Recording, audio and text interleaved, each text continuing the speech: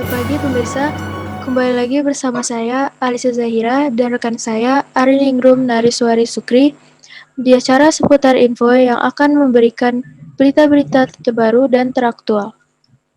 Berita pertama datang dari PLN yang membangun banyak PLTA di Indonesia dan menjadi sorotan masyarakat.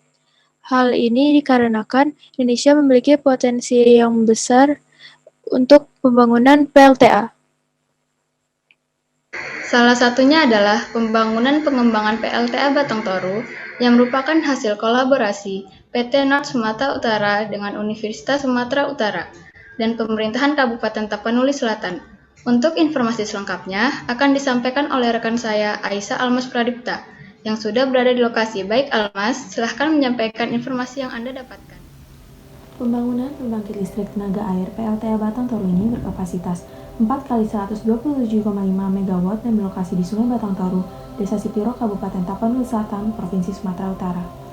Pembangunan proyek ini menggunakan konsep Plant of Hydro System dan irit lahan dengan besaran lahan seluas 122 hektar dengan luas bangunan 56 hektar dan luas genangan maksimal 66 hektar. Pembangkit listrik tenaga air Batang Toru ini dikembangkan oleh PT North Sumatra Hydro Energy, sebuah perusahaan yang didirikan pada tahun 2008. Tahap prakonstruksi dari pembangkit listrik ini telah dimulai setelah kontrak perjanjian pembelian daya atau PPA dengan perusahaan listrik negara atau PLN yang ditandatangani pada 21 Desember 2015. PLTA Batang Toru ini dimaksudkan untuk berkontribusi 15% dari kebutuhan listrik beban puncak Sumatera Utara. Proyek ini merupakan bagian dari program strategis nasional Indonesia untuk membangun sejumlah pembangkit listrik dengan total kapasitas 35.000 MW.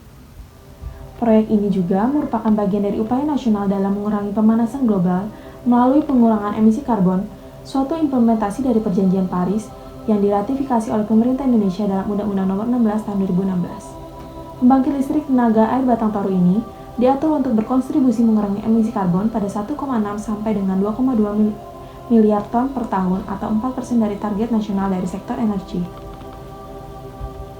PJBI mendapatkan penugasan dari PJB untuk menjadi proyek sponsor dan pemegang saham dalam pengembangan IPP PLTA Batang Toru yang efektif pada 31 Agustus 2017.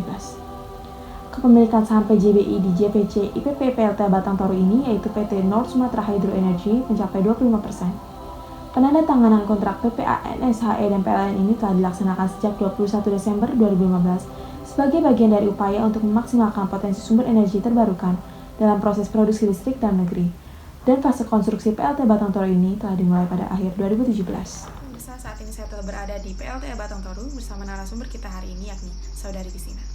Selamat pagi Saudari Kristina. Selamat pagi. Bagaimana pendapat Anda mengenai pembangunan dan pengembangan PLTA Batang Toru ini?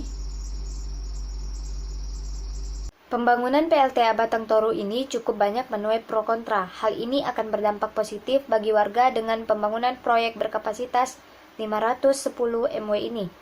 Tapi ada juga dampak negatif dari PLTA ini karena warga dan spesies endemik paling langka di dunia yaitu orang utan Tapanuli akan jadi korbannya.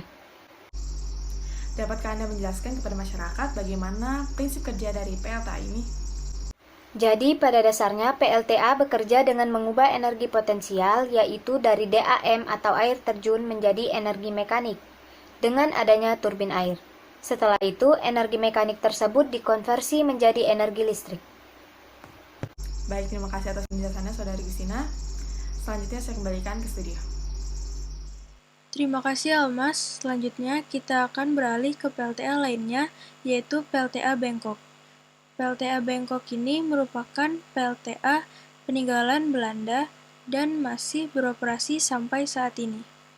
PLTA ini adalah sumber penyuplai listrik untuk Bandung dan juga jaringan listrik Jawa Bali. Untuk informasi selengkapnya akan disampaikan oleh rekan saya, Renggandis Gita Saputri yang sudah berada di lokasi. Baik Gita, silahkan menyampaikan. Meski zaman terus berganti, sejumlah pembangkit listrik peninggalan masa kolonial Belanda ternyata masih beroperasi. Salah satunya adalah pembangkit listrik tenaga air atau PLTA Bangkok, Dago Bandung yang telah berdiri sejak tahun 1923 silam dan kini masih beroperasi secara normal. PLTA Bangkok dikelola oleh PT Indonesia Power yang merupakan anak usaha PT Perusahaan Listrik Negara atau Persero. Supervisor Divisi Humas Indonesia Power Unit Pembangkitan Saguling Agus Suryana mengatakan, dahulu PLTA Bangkok menjadi pemasok utama energi listrik untuk kawasan Bandung dan Pangalengan, Jawa Barat. Sumber energi yang digunakan oleh PLTA Bangkok berasal dari Sungai Cikapundung. Aliran sungai tersebut dibendung di bendungan Bantar Awi, kemudian ditampung dan dialirkan melalui saluran tekan. Dari situ disalurkan menuju turbin untuk memutarkan runner dan generator yang dapat menghasilkan listrik kepada masyarakat. Di masa jayanya, PLTA Bangkok dapat menghasilkan energi listrik berkapasitas 3 MW. Namun, seiring berjalannya waktu dan menuanya usia PLTA, batas kapasitas tersebut dikurangi, meski waktu operasionalnya tetap berlangsung selama 24 jam sehari. Kemampuan mesin sebenarnya masih bisa beroperasi secara maksimal, tapi kami mempertimbangkan daya tahan dan usia mesin. Buat apa kami operasikan mesin sampai 3 MW kalau hanya tahan beberapa jam? Ungkap Agus Adi Temui Kontan, Jumat 28 bulan 11. Agus menambahkan, PLTA Bangkok masih terjaga orisinalitasnya. Seluruh turbin dan mesin utama PLTA ini tidak mengalami perubahan sejak zaman kolonial dahulu. Mesin pengendalian yang digunakan oleh operator PLTA tersebut juga masih dijalankan secara manual. Kini, PLTA Bangkok tetap mengalirkan listrik untuk area Bandung. Namun, PLTA ini bukan sebagai pemasok utama, melainkan bergabung dalam sistem interkoneksi dengan aliran listrik dan dari berbagai pembangkit listrik lainnya. Arum, baik permisa, saat ini saya sedang berada di PLTA Bangkok. Sekarang saya sudah berada dengan narasumber kita, yakni Saudari Lilin. Selamat pagi Saudari Lilin. Iya, selamat pagi. Bagaimana pendapat Saudari Lilin tentang PLTA Bangkok yang sudah berdiri sejak tahun 1923 dan masih beroperasi hingga saat ini? Saya sendiri merasa bangga menjadi bagian dari PLTA yang bersejarah ini. Walaupun umurnya cukup lama, namun kami tetap melakukan sertifikasi kelayakan dengan pemeliharaan bulanan, tahunan, dan 5 tahun.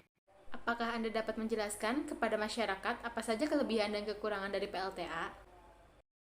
Kelebihan dari PLTA ini adalah tidak menimbulkan polusi gas rumah kaca, walaupun umurnya cukup lama, dan juga bendungannya dapat digunakan untuk kegiatan yang lain. Namun kekurangannya masih dibutuhkannya investasi yang sangat besar dan juga lahan yang sangat luas. Baik, terima kasih Saudari Lilin atas penjelasannya. Selanjutnya saya kembalikan ke studio. Informasi tadi sekaligus menutup perjumpaan kita hari ini. Saya, Ardiningrum Nariswari Sukri, dan rekan saya, Alisa Zahira, mewakili seluruh kerabat kerja yang bertugas, pamit undur diri. selamat pagi. Sampai jumpa.